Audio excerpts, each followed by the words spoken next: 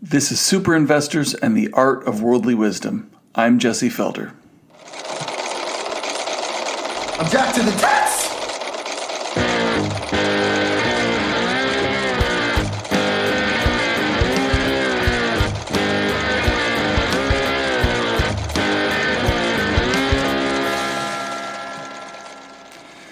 This podcast is brought to you by The Felder Report. For every podcast episode I record, I put up a post at thefelderreport.com/podcast that features links, charts, and even full research reports discussed during the interview. So if you're not already familiar with the site, you're missing out. Go to thefelderreport.com/podcast to get the full story. There is no greater contrarian on Wall Street today than Peter Berezin. But being out of consensus in one of the most competitive fields on the planet and being right is certainly not an easy feat to pull off. In this conversation, Peter discusses how his macroquant model, the product of years of work at places like the IMF and Goldman Sachs, has led him to the most bearish of all strategist price targets on the S&P 500 index, and why he has the confidence in it to take such a maverick position today. He also reveals what he believes investors are missing about the AI trade and why they'd be well served to step away from their screens from time to time, take a walk, and do some good old-fashioned deep thinking. So I really hope you enjoy my conversation with Peter Berezin. Peter, welcome to the show. Good to be on. I've been really looking forward to talking with you and especially kind of digging into your unique process and how you approach markets. But before we get to that, I'd really like to understand first, how did you become interested in finance and economics in the first place? Well, economics is something I've been studying basically my whole life. I got a PhD in economics. I went to work for the International Monetary Fund, worked there for about 7 years, then moved to Wall Street, worked for Goldman for 3 years, and then finally went back home to Canada, where I've been working with BCA Research on the Global Investment Strategy publication. So I've been in economics my whole life. My interest in finance, I would say, was stoked by the dot-com period. Like many younger people at that time, I was entranced by trading and making money off stocks. I started off pretty badly, lost a couple $1,000. No, thankfully not a lot. Yeah. But then I kind of honed my process, began to really focus on value investing, especially in the small cap space, and I did really well. In fact, I even started a blog that's still around, hasn't been updated in 15 years, called Stock Coach. You can actually Google stockcoach.blogspot.com. It's still there. And so I'm probably one of those few research strategists that actually is an active trader. I like to trade. I like the excitement. I like learning from my mistakes. So that's always been a big part of my process.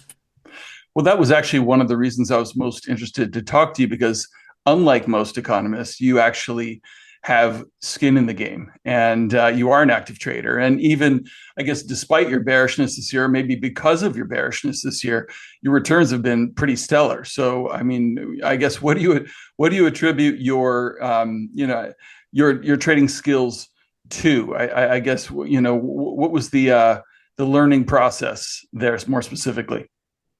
Yeah, I mean, I try to really diversify my portfolio both across assets and also across different strategies.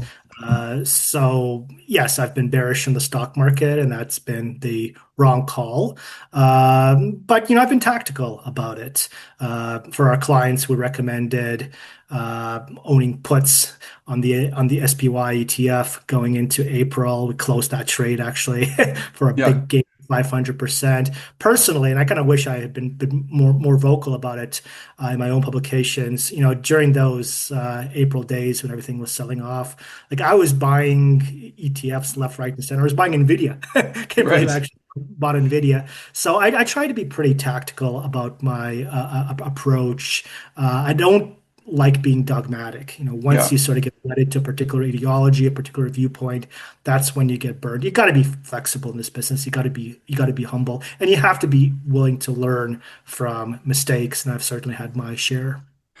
Well, especially with trading from the bear side of things, that tactical, uh, it just demands a tactical approach. I think one of the things I remember reading was Jesse Livermore, Boy Plunger, which is a great book about his trading the 1929 stock market crash, and for months he was putting out like tactical shorts, and they didn't work, and he'd take it off, and they didn't work, and they'd take it off. But and he kept his risk limited, and it wasn't just. And I think that's what maybe a lot of people miss with somebody who's tagged with kind of the bear label, is that it doesn't necessarily mean I'm 100% short and and just holding that position regardless of how far the market goes against me. So is that tactical nature, was that something that was learned through experience of kind of buying puts or short selling? Yeah, I mean,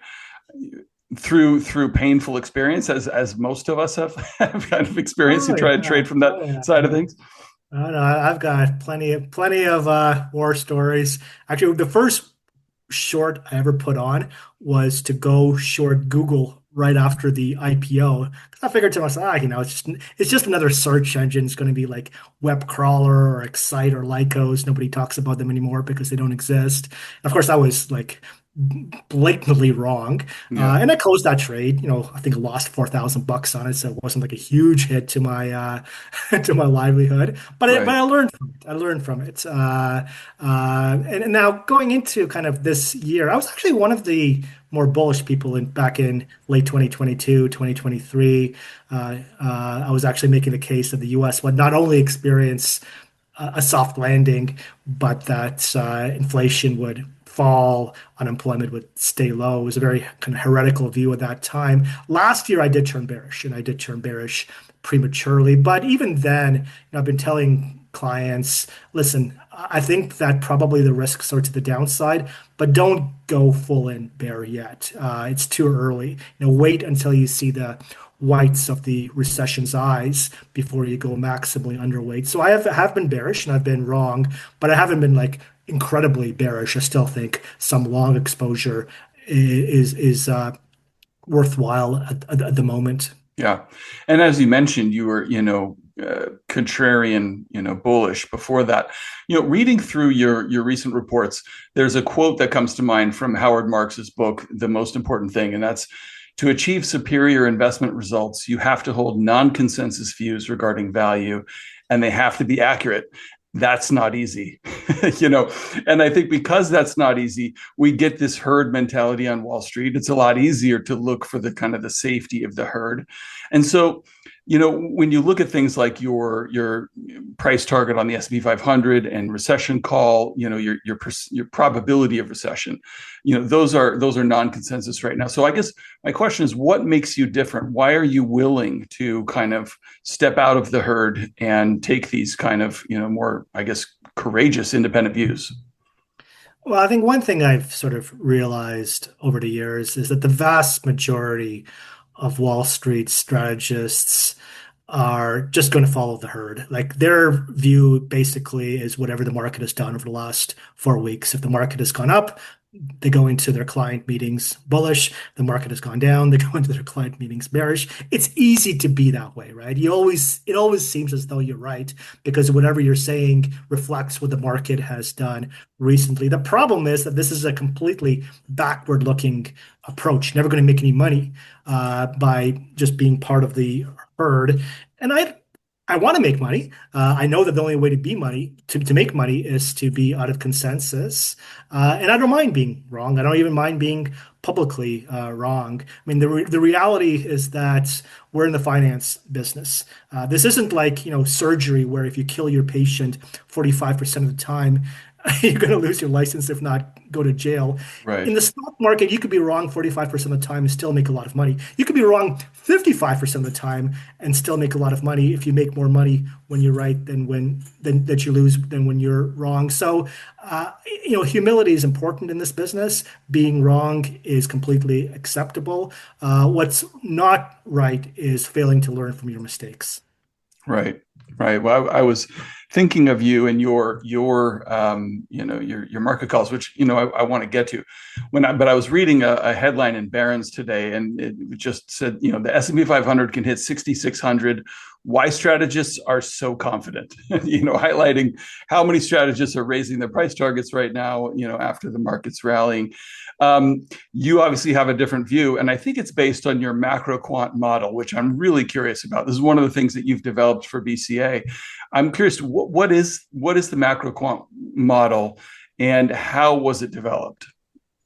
Okay, so there are many leading indicators for the stock markets, for bonds, for currencies, commodities. Some of these leading indicators have to do with the economy, some of them have to do with inflation, some of them have to do with sentiment positioning, some of them have to do with monetary and financial conditions. Valuations can also be important if you're thinking about returns over the long haul. So the idea behind the macro quant model is to say, okay, we've got all of this data. Let's look at how that data worked in the past. And if that data in the past predicted that stocks would go down, and I observe that that data is currently similar to how it looked like before, I'm going to make a conclusion that stocks are probably going to go down. So you're kind of assuming that past relationships still hold. That can be a bit of a dangerous assumption, but nevertheless, the reason the macro quant model is somewhat bearish now, not crazy bearish, but somewhat bearish, is because in the past, when data on the economy, on data on positioning, data on sentiment, data on valuations was similar to how it is today, stocks did go down. Now, maybe that's not appropriate for today's environment. Maybe there's been a structural shift. But what the model really tries to do is tell you about how past relationships have interacted with asset returns and then allow you to make some conclusions about the present day. For sure. And to me, it's interesting that that reading it's about the macro quant model. The process is deeply founded in these types of fundamentals. And when you look at what's driving markets today, it doesn't seem to be that it's really paying attention to a lot of these things right now. You also have an out of consensus recession call. You have a recession probability that I believe is still around 60% right That's now. correct. Mhm. Yeah. I think what are the factors that you're looking at right now that kind of go into that? Well, I think the first thing to note is that historically, series like the unemployment rate have been incredibly mean reverting. When they get down to low levels, they usually start rising. I encourage anyone who's listening to the podcast, like, Google on Fred, just the U.S. unemployment rate, and just sort of stand back and look at how mean reverting that series is. So anyone who is kind of betting on a soft landing is betting against history. They're betting that unemployment will kind of go down and stay down when historically that's never happened. Now, of course, this time could be different. There's no law of the universe that says that unemployment can't remain low for years on end. It hasn't happened before, but it could happen in the future. I'm skeptical that it will. I suspect that the economy is in worse shape now than people realize. We're seeing real pressure now in the housing market.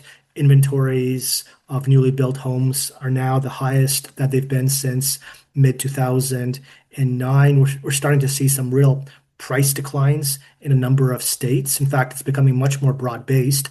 The latest data from Zillow shows that 60% of US counties saw a decline in home prices in May. Now, why is that important? It's important because housing is the most leading sector of the economy. Most components of GDP will weaken during recession. Residential investment will weaken before recession. And residential investment was down in Q1. It's going to be down even more in Q2. That's a warning sign right there. That's a statement that monetary policy is in fact tight. And I suspect that the next shoe to drop will be consumption. We're going to get retail sales later this week. Maybe it's going to be a stronger number. I don't know. But what I can say is that the general trend is towards weakening. In fact, in May, real personal consumption expenditures were 0.2% lower than in December of last year. In other words, real consumer spending, which is 70% of the economy, has not grown in 5 months. So you've got consumption that's weakening. You've got housing that's weakening. CapEx intentions are very, very weak based on most surveys. Manufacturing construction, despite all this hope about reshoring, is actually contracting now. So large parts of the economy look weak. And often when that happens and the economy approaches stall speed, you get a recession. Yeah, one of the things I've been thinking about and wondering is it feels like, with the tariffs, there's been a pull forward of demand to try and get ahead of those. It seems like a lot of these other strategists are pointing to, relatively strong earnings growth in the first quarter, and the fact that GDP looks like it's going to bounce back in the second quarter. Do you are you seeing any type of like a pull forward that may leave kind of a demand vacuum in the second half of the year? Well, I mean, there's no doubt that there was some demand being pulled forward. You can see that very clearly in the trade statistics. U.S. imports surged, exports in other economies jumped as some of that demand was realized earlier than it would have been otherwise. And so now, what was sort of tariff front running is sort of going to become tariff front waiting, where people are waiting for the tariffs to go down before they buy. And I'm not sure that they will. The market has become very, very complacent when it comes to these trade issues. What forced Trump to back down in April was that the stock market crashed, bond yields rose.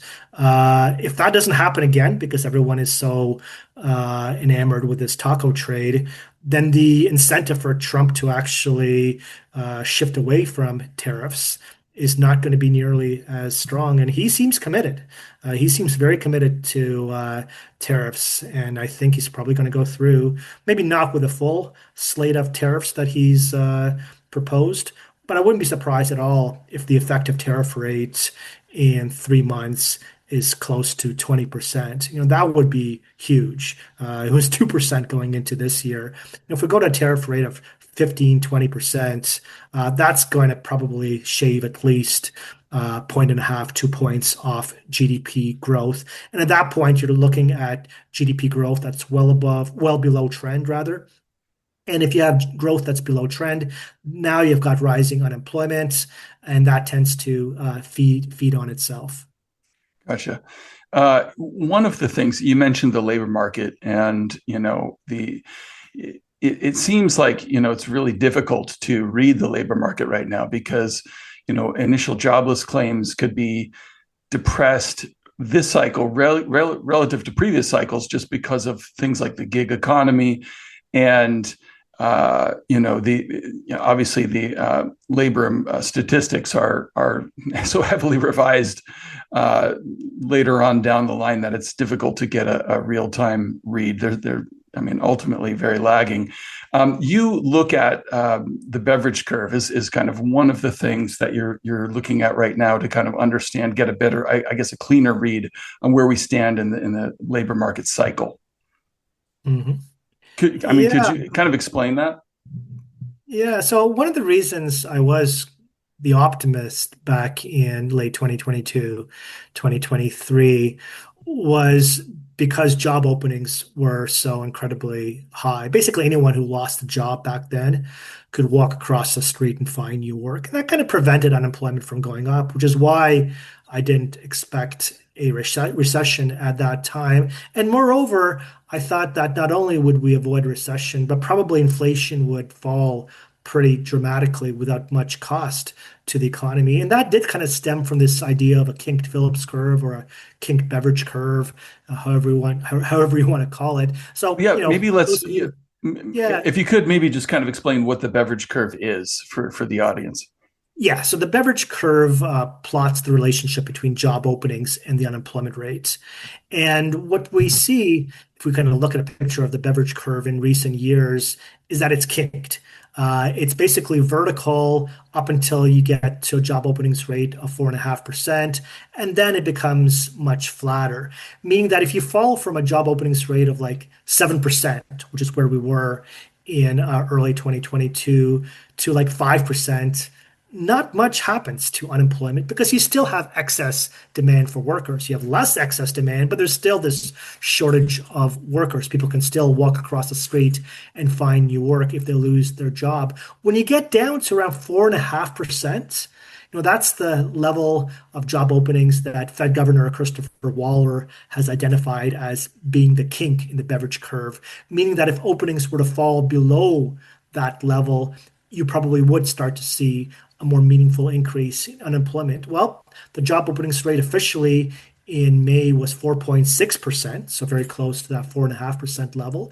If you look at real-time measures of job openings from Indeed, from LinkUp, they're trending lower. And so we're probably now at that flatter side of the Beverage curve where you can't walk across the street and find new work if you lose your job because there just aren't enough job openings out there. And that means unemployment is much more likely to start rising now in a significant way than it was in 2022, which is why I'm more bearish now, having been more optimistic back then. Yeah, and you recently published a report. I think it was highlighted in MarketWatch by MarketWatch, and I put it in my weekend newsletter about the market is not priced for recession, the stock market, and this is one of the reasons why I think your macroquant model is pointing to the potential for a Wile E. Coyote moment, in your words, in the months ahead. Maybe you could explain a little bit more about why you think that. Well, I think one thing I've kind of learned over the years is that equity investors tend to just focus on the base case.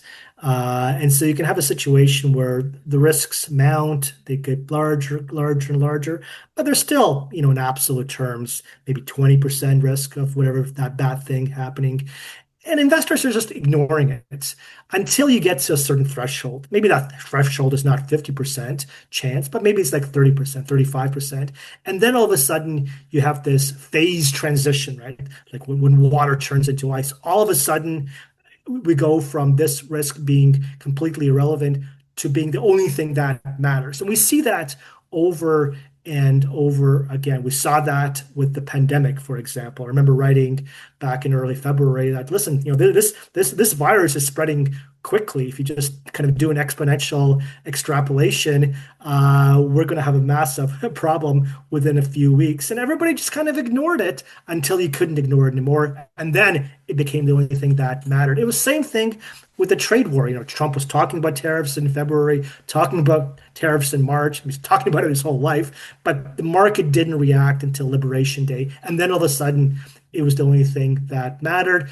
It mattered for about a couple of weeks. Trump pivoted from tariffs to tax cuts, and then all of a sudden, it was those glorious tax cuts were the only things that mattered. But the problem with that mentality is that those other issues have not gone away. Maybe they're not as pertinent as they were a few weeks ago, but they're still there. The risks of a trade war are still there. The risks that the housing market in the US really stumbles are still there. The risk of a geopolitical event.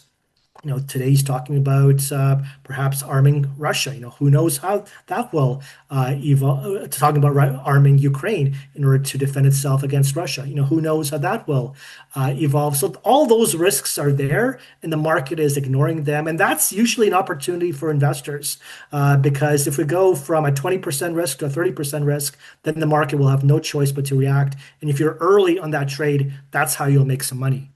Right. Yeah, it makes me think of, just the concept of a tipping point. I think it's a really valuable framework for looking at things. Like it's not until one of these risks kind of reaches the tipping point in terms of investor psychology or the market narrative that it begins to be priced in. And I think you've kind of framed that as wait until you see the whites of recession's eyes, and that's the tipping point. So what do you think could be the catalyst in terms of the market starting to price in a higher probability of recession? Do you think it's the labor market or one of these individual components of your recession call that you think is the most likely one to be kind of reach that tipping point? That's a tough question to answer because when you're dealing with nonlinear systems, the catalyst, the tipping point could be something completely unremarkable. So if you think about Sure. a snow along the side of a mountain, is it going to be this snowflake or that snowflake that causes the avalanche? I mean, who knows? But at some point, it'll happen. And so, we're going to get more data on the economy over the next few weeks. I wouldn't be at all surprised if the next payroll report is very weak because the previous payroll report really benefited from the fact that a few teachers decided to work a little bit longer in June Right. and so stayed on the payrolls. That's going to be reversed in July. Private sector hiring has actually been quite weak. The ADP number showed a 30,000 decline in private payrolls. People will say, well, who cares about the ADP? It doesn't correlate very well with payrolls. Yes, that's true, but that's because non-farm payrolls don't correlate very well with what's actually happening in the economy. As you say, they tend to get revised massively, and they're going to get significantly revised this year based on the census survey of employment and wages, which show that last year payrolls were overstated by around 75,000 per month. That bias is probably carried over into this year. So the fact that ADP is weak tells us that hiring is drying up. If we get a bad payroll report, maybe that's the snowflake that causes the avalanche. Right, and your point is well taken. If you look back at catalysts for even stock market corrections over the last few decades, it's impossible to predict any of those, most of those things that kind of materialized. In terms of your price target for the S&P 500. I'm looking at the forward price earnings ratio on the S&P 500. I think we're at 22 times right now, and that's elevated even relative to the kind of pre-pandemic range. I think we normally topped out around 18 or something. But it's more about kind of what does the bottom of the range look like, if a recession were to materialize. So I guess walk me through that. I think you have around a 4,500 price target on SPs, and that's. I guess walk me through how do you get to that figure? Yes. So this is a kind of a recessionary price target. And my recession probability is not 100%, it's 60%. So it's sort of my baseline price target. To get there, it's pretty simple. I'm assuming that earnings will end up at around $250 this year. If you look at bottom-up estimates for earnings for this year, they have been trending lower. I think we started off at around 275. Now we're around 262 or so. So it's quite conceivable, especially if the economy slows, that we'll end up at 250. And then you multiply 250 by 18, and you get 4,500. Now, where does that 18 come from? I mean, who knows? It's a subjective view of where the P multiple will end up in a recession. What I will say is that 18 is not particularly low. In a typical recession, the P multiple will fall into the teens. If it's a very deep recession, it'll easily go into the single digits. So my 4,500 in a recessionary scenario is not particularly pessimistic. If anything, arguably, it's a little bit optimistic. Yeah, and I want to get your opinion on the profit margin side of things, because one of the things that you point out is that not only is the price earnings ratio elevated, the E is the earnings part of the equation is top of cycle, And it's kind of so we're building this valuation on top of a potentially inflated earnings figure. Obviously, one of the things that I've been kind of thinking about is if falling interest rates have been one of the primary drivers of expanding profit margins over the last number of decades, you would think that a normalization of interest rates would begin to kind of normalize profit margins. We haven't seen that at all in the last, really since the Fed started normalizing interest rates. What are your thoughts on the profit margin side of things? I mean, profit margins are at record highs. I mean, there's nothing about a capitalist economy that suggests that profit margins should rise steadily over time as they have. The reason they have, I think, partly has to do with lower rates. That's helped, although it's less of an issue now because a lot of companies have big cash positions and they're earning less income on that cash. But I think the more important driver of profit margins has been monopoly power, especially in the tech sector, where companies have been able to extract, these incredible rents kind of in the economic sense of the word, from the technologies that they've deployed. And I think this is very important for thinking about where we go from here, because there is kind of this prevailing view that tech profits will continue to grow rapidly as the AI economy flourishes. I'm actually quite skeptical of that thesis. I don't think AI is going to end up being like internet search or like social media. Those particular technologies benefited from a couple of things. First of all, they benefited from network effects. So people used Facebook because others were using Facebook. That gave Facebook this incredible moat around its business. They also benefited from scale economies. So when Google built this great search engine, adding users was next to free. And so that ensured that Google basically was the only game in town once they achieved a sufficiently large scale. AI is very different. AI, in some respects, is more like airlines than it is like social media or search. For one thing, there aren't clear network effects.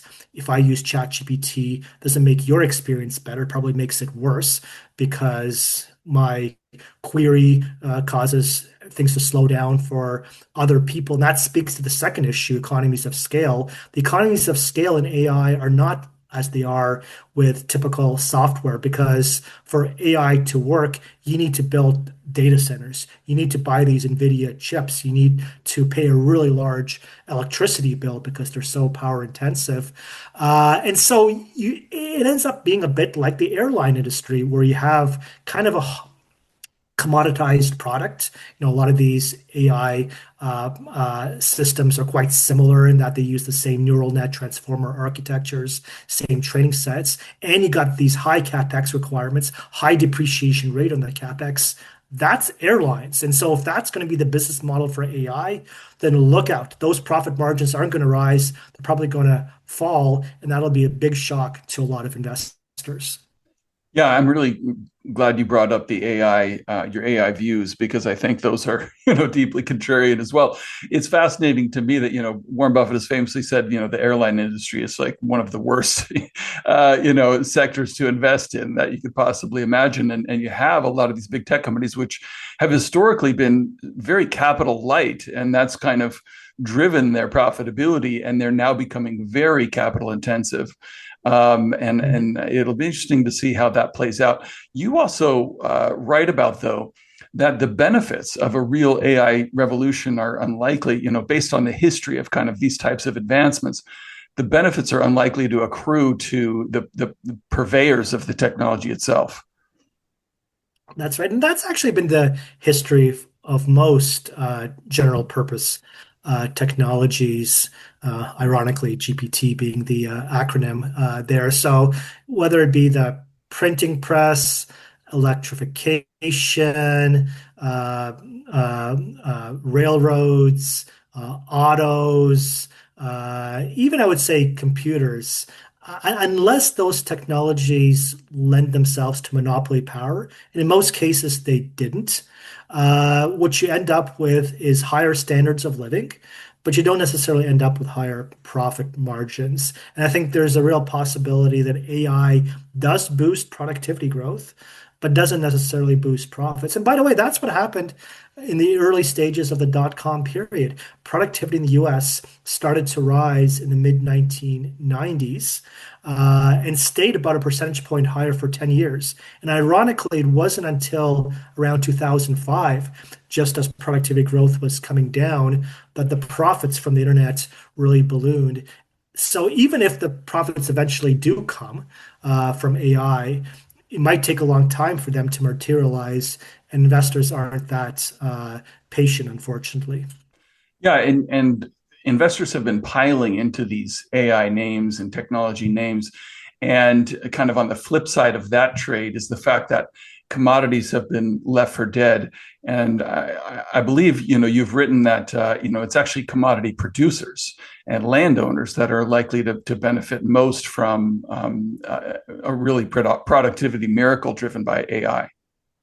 Yeah, so that has to be one of my more controversial views because obviously, if you ask most people, like, who's going to benefit from AI, people are going to say, well, it's the companies that make AI, obviously. Not necessarily the case. If you think about kind of first principle economics, what does it say? What it says is that the factor of production that's scarce will be the one that goes up in value if all the other factors of production increase. What does that mean in simple language? What it means is that if we end up in a world where all of a sudden AI is embodied in the physical world, so if you want to build a pool, the robot will do it for you. If you want a McMansion, the robot will build it for you. Everything can be done by AI-enabled robots. In that sort of a world, is going to be a world of complete abundance, but you still need the land, you still need the commodities, and that's not going to increase in magnitude because the land and the commodities underneath it are limited by the size of this planet. Now, Right. maybe Elon will fix that problem. I don't know. But for the foreseeable future, any sort of great increase in productivity is going to do what it's done in the past and drive up the value of the fixed factors of production. That means real estate. That means commodities. Yeah. Well, it seems that like there's in that view, I guess a misvaluation then of kind of what's going on in terms of the AI space that could potentially play catalyst for this tipping point that we're talking about. Another potential catalyst that you've written about is I believe BCA is very bullish on the yen right now, and there's the potential for a repatriation of Japanese capital. That could be influential. Do you see that as being a potential tipping point in terms of this bearish thesis? I'm not sure if like a big move in the yen would cause a crash. I mean, we had a kind of a preview of that last July and really didn't amount to much. What I think will happen is that if we enter kind of a global slowdown, if not an outright global recession, the yen will just appreciate in value. And that'll happen because in an environment of weaker global growth, most central banks are going to be cutting rates pretty aggressively. The Bank of Japan hasn't really raised rates very much to cut them. And so what will happen is that rate differentials will move in favor of the yen by virtue of the fact that rates will go down everywhere outside of Japan. And then you've got kind of the repatriation story. So unlike the US, Japan has way more overseas assets than liabilities. The US, of course, is the complete opposite. The US has been running these large current account deficits for many years. Its foreign liabilities vastly exceed its assets. But in Japan, it's the other way around. And what often happens in a downturn is that the Japanese repatriate their foreign assets, convert that back into yen, and that drives up the value of the yen. That happened during the worst point of the global financial crisis in 2008. It happened in the early stages of the pandemic. The yen was the best performing currency then. It even strengthened against the Swiss franc, another incredibly defensive currency. I suspect something like that will happen this time around. And the upside for the yen is huge because based on kind of conventional valuation measures, such as purchasing power parity exchange rates, these are the exchange rates that equalize the price of a basket of goods and services across countries. You can kind of think of them as sort of the Big Mac index that The Economist used to publish, but applied to all prices. Based on PPP, the yen is more than 40% undervalued against both the US dollar and the euro. Yeah, I visited Japan with my son back in the fall, and yeah, I explained to him why things are so cheap using the Big Mac index. It was wonderful. We went out to a beautiful steak dinner in Osaka, and it was a phenomenally cheap and phenomenally wonderful experience. So yeah, in terms of these other potential tipping points, I guess maybe this is in honor of the 50th anniversary of Jaws, which is, I watched on television recently again for the first time in a long time. It's a fantastic movie, but you use the movie as a metaphor as to kind of what's going in the markets today and what you see as a potential risk later in the year. I guess what do you see kind of looming out there? What is the shark that hasn't been caught yet?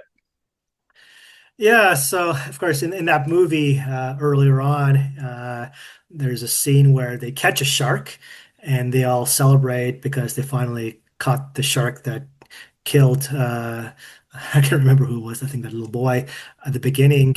And then, of course, it turns out that that wasn't the right shark. There was a bigger and meaner shark still out in the waters. I am worried that there are other sharks out there that we're not paying much attention to. The bond market potentially being that true killer great white Yeah. shark. The bond market hasn't really done very much over the last uh, few months. But that in itself is a bit of a worry because you would have thought that given the trade war and the associated impact that this could have on global growth, the bond yields would kind of go down. In fact, central banks have been cutting rates, and yields at the long end haven't really come down. In fact, in some places, they've even gone up. And I think kind of that speaks to the fact that budget deficits are high in many, many countries, the US in particular. Debt levels are very, very elevated. And so fiscal policy is kind of spent.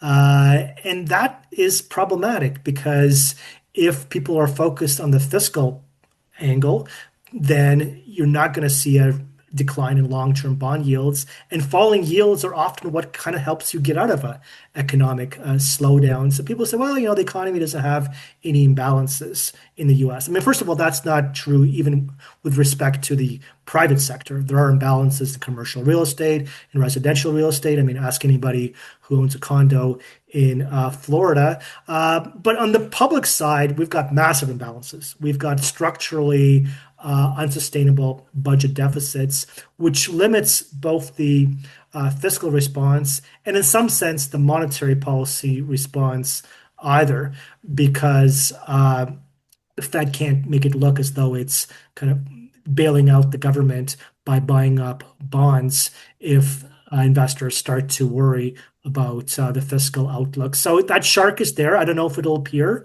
but it's certainly something that investors need to pay attention to. Yeah, and just I think the share of the budget going to cover interest expenses is poised to climb to unprecedented levels. Seems like at some point the bond market, there's a tipping point there in the bond market. We'll have to start paying attention to the future supply outlook, just in regards to that. One of the ways people have, obviously look to hedge kind of a fiscal crisis is to add gold to the portfolio. But in real terms, if you adjust gold for inflation, we're sitting right around or at all-time highs. I guess why do you see that? So people look at that and say, hey, maybe gold is this is as far as it can run. How do you view that? Well, I mean, it's certainly true that if you look at the real price of gold, it's now slightly higher than it was at its peak in the early 1980s. And by that benchmark, you could say that gold is expensive. Now, of course, it's very difficult to value an asset like gold, which doesn't generate an earnings stream. It's price divided by confidence. How do you measure confidence? You can't. I would say that looking at the real price of an asset in and of itself is probably not good enough. It's better to look at the value of that asset in relation to global wealth. And so if you say, like, what's the value of all the gold in the world? Right now, it stands at around $25 trillion, which is a lot. But in relation to global wealth, it's a pittance compared to that ratio back in the early 1980s. In other words, relative to global wealth, which of course has grown dramatically over the last 45 years, the value of all that gold is very, very small. And I would say that the real price of something like gold, a finite commodity, should increase not just with inflation, but with global wealth. And global wealth has increased much more than the overall price level. That's a fascinating way to look at it, and I think that's the first time that I've seen an analysis that shows it makes perfect sense that as a share of overall wealth, obviously overall wealth is driven by more significant asset classes like equities and real estate, which are potentially overvalued right now. So do you see that something like the gold to Dow ratio, which is kind of bumping around, still kind of bumping around the lower end of its range, is kind of reverting to a more, I guess, mean level?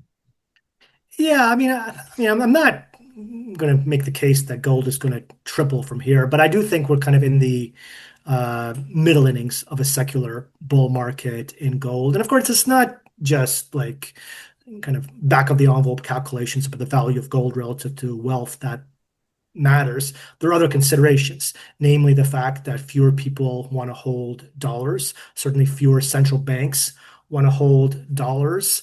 And so they're looking for alternatives. And gold is one such alternative. I mean, yes, there are other considerations, like maybe Bitcoin would be something that you'd want to own.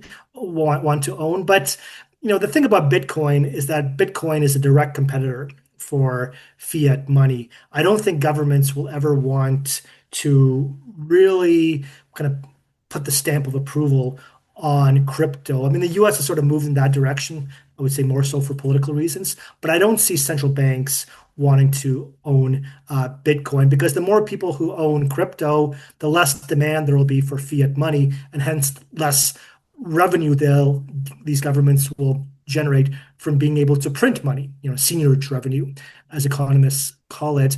Gold, I think, is different. Gold isn't as much of a competitor for fiat money in that respect. So I think central banks will continue to buy more gold, and that source of demand will be supportive of prices.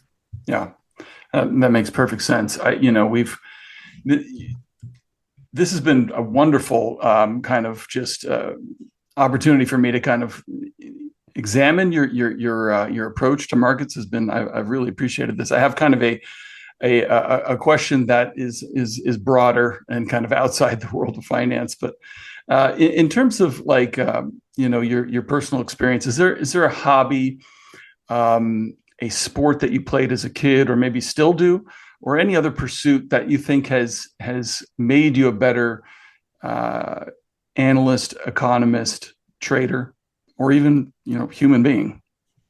Oh gosh, what I would say to younger people is, put away your smartphone for like an hour and go out for a walk and just think about the world. Contemplate what you've learned, what you need to learn. Uh, people are just not taking the time to be introspective anymore. And I think probably my best ideas came when I was sort of just walking by myself, thinking, uh, take the time to do that. You're going to get some fresh air and you're going to get some Yeah. exercise in the process. So, two birds and one stone. We're just too distracted these days to think, and that I think is unfortunate. So do you, I mean, to take that time for kind of just kind of deep thought is, I think, super valuable. It's something that, in today's world, we're just so driven by, you know, social media, things that are kind of just demanding our attention at all times. How do you, I guess, tune that out? And I mean, do you go hiking? Do you go, I mean, just walk? How do you do that personally? Yeah, absolutely, absolutely. In fact, I would say that a good chunk of my reports are written while I'm walking. I'll just go out and, I'll dictate into my phone when I'm not thinking about the world. That to me is just a very nice way of working, very healthy way of working. I hate, just sitting in front of a computer. I'd rather be moving around. Absolutely. And it seems to me, it's surprising to me how many people I talk to in an interview who are unique thinkers, like you are, actually have a practice like that about getting away from the email and the flickering, screens and, to kind of really kind of be able to process and think through things.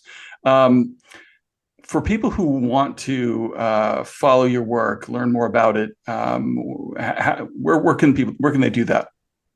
Well, I'm on X, Twitter, whatever you want to call it. I do have a LinkedIn page, which I don't update as much, but BCA's main webpage is bcresearch.com. You can find out all about the company there. We're the largest and oldest independent macro research provider in the world.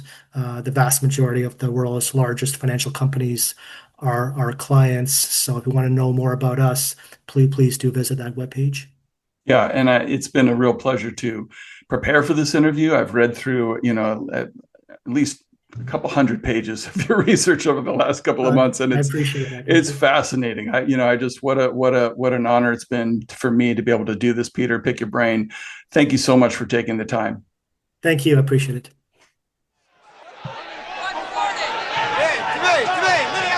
Now, South on in April of 142!